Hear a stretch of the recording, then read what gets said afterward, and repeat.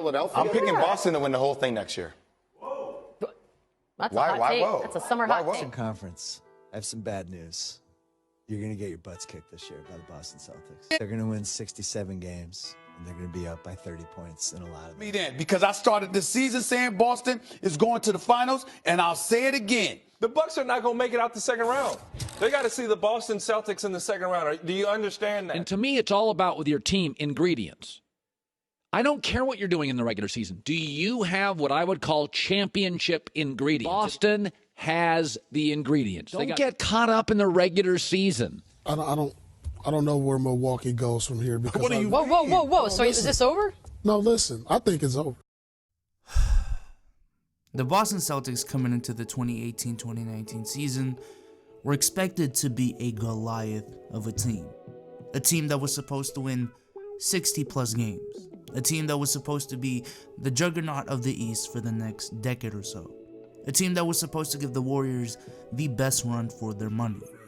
But here we are, May 9th, 2019, and the Celtics finished the season as the 4th seed, did not even win 50 games in the regular season, and got bounced out in the second round in 5 games. What the hell happened? But first we have to ask ourselves exactly why those were the expectations for this team. You see, in the 2017-2018 season, the Celtics won 55 games, with Kyrie Irving missing 20 plus games of the season, and All-Star Gordon Hayward missing the whole season due to one of the most gruesome injuries in NBA history. And then in the playoffs, without their presumably 2 best players going into the season, the Celtics went all the way to Game 7 of the Eastern Conference Finals, 1 game away from an NBA Finals berth, without a top 10 player in the league and a 20-point per game scorer on their team. So the idea was, okay, next season, a team that made it all the way to Game 7 of the Eastern Conference Finals is gonna get Kyrie freaking Irving back. We'll get Gordon Hayward back as well, and this will be arguably the most talented team in the league from top to bottom. No one should be able to stop them. So what exactly went wrong? Well, to start, the adjustment period. Now, going into the season when I made my standings predictions, I had the Celtics as the 3rd seed and actually got roasted for it. That's how high the expectations were for this team. And the main reason why I put them there is because I knew there was going to be an adjustment period in the beginning of the season. You don't just go from playing without 2 All-Stars, with players having roles that they were used to playing in for a whole season, plus a deep playoff run, and then just start the season off adding those 2 All-Stars like nothing happened. No, this isn't 2K, stuff like this actually happens in real life. But what I didn't see coming was the fact that they would never properly adjust the way they were supposed to. The reason was simply because of personnel, and also Brad Stevens not being able to use his personnel correctly. You see, to build a great team, it's not just a matter of getting the best players you can possibly get. The pieces have to fit, they have to complement each other, and this simply wasn't the case for the Boston Celtics.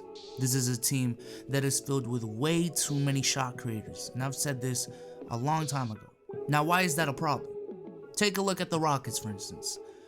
Yes, they run a very ISO-heavy system, but the reason why it works is because the isolations primarily only come from James Harden and Chris Paul. Only 2 players. Aside from that, you got catch-and-shoot players and pick-and-roll big men like Clint Capella that know their limitations and embrace it. But what you have in the Celtics is a team in which you legitimately have 4 to 5 players who operate the best in isolation settings. However, are not good in off-ball play. So in situations where Kyrie isos, drives and draws the defense and kicks it out to the perimeter, you're kicking it out to Jaylen Brown or Jason Tatum or Gordon Hayward or Terry Rozier. And that's simply not their strong suit. These guys aren't Kyle Korver. These guys aren't PJ Tucker. These guys aren't Danny Green. It just simply doesn't work. And this isn't just with Kyrie isos. This is with any scenario where they iso. It just doesn't work. And this was a core problem of their offense that the Celtics simply could not get over, and really was a crucial part of their disappointing season. Another part was their defense. While yes, the Celtics finished the season as the 6th best defense in the league, and I don't want to say that they're bad defensively, what I did observe is that they were simply too small. Now I know, yes, this is the small ball era, and it's not as big of a problem as it would be in the past. But it's called the small ball era, not because there's legitimately 5 shooting guards on the court at all times. It's because big men have added guard skills into their arsenal. Exhibit A, Giannis. And when you're running guys like Gordon Hayward, Marcus Morris, and Jason Tatum at the 4, when push comes to shove, they simply can't defend their position correctly. What happens is all of their interior defense pretty much depends on Al Horford. And once again, that simply is not going to work. And then there's Kyrie Irving, the presumably best player on this team. So we already talked about the issues with the personnel, but what also doesn't help is when your best player is playing the blame game.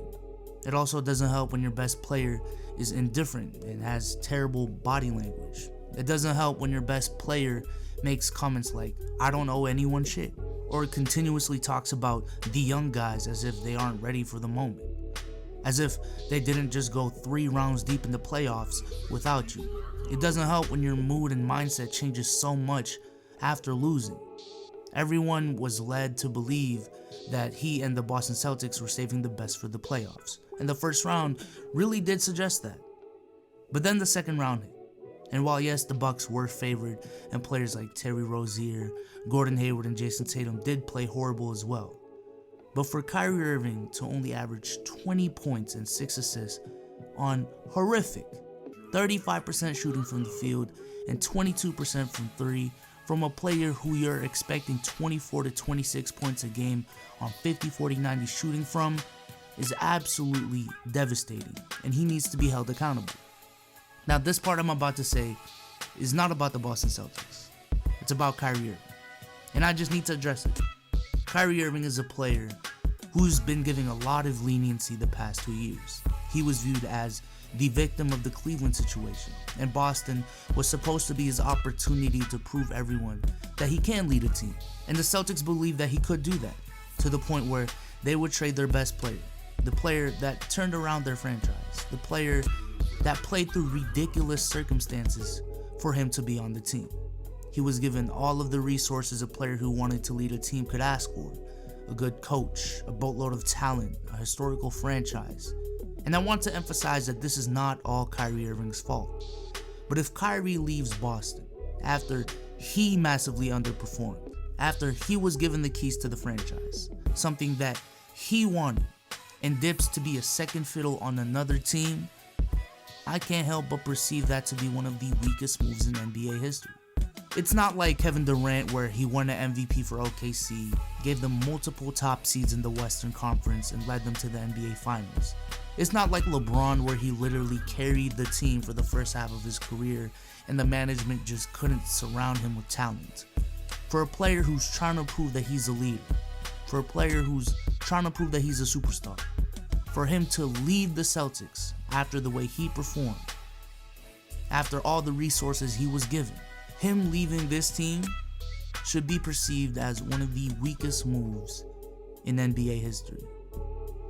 So to conclude, the Celtics have a lot of things to talk about in the offseason, and I don't expect this team to be the same team coming into next season. It was a very disappointing season as a Celtics fan myself, but the pressure to fix this team is not just on one person.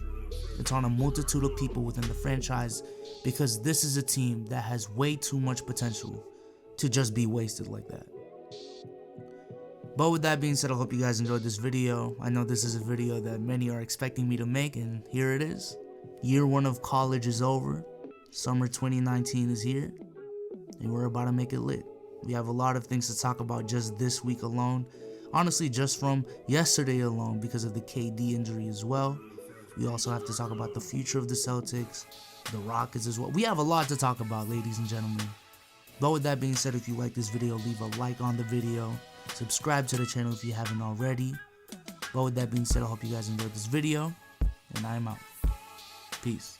I don't know where Milwaukee goes from here because Whoa. So is this over? No, listen. I think it's over. This series is over. Yeah, they One lost. game? You just sat there and said that they could win an NBA championship. Yeah, I did say that. Paul Pierce really said that, man. Oh, man.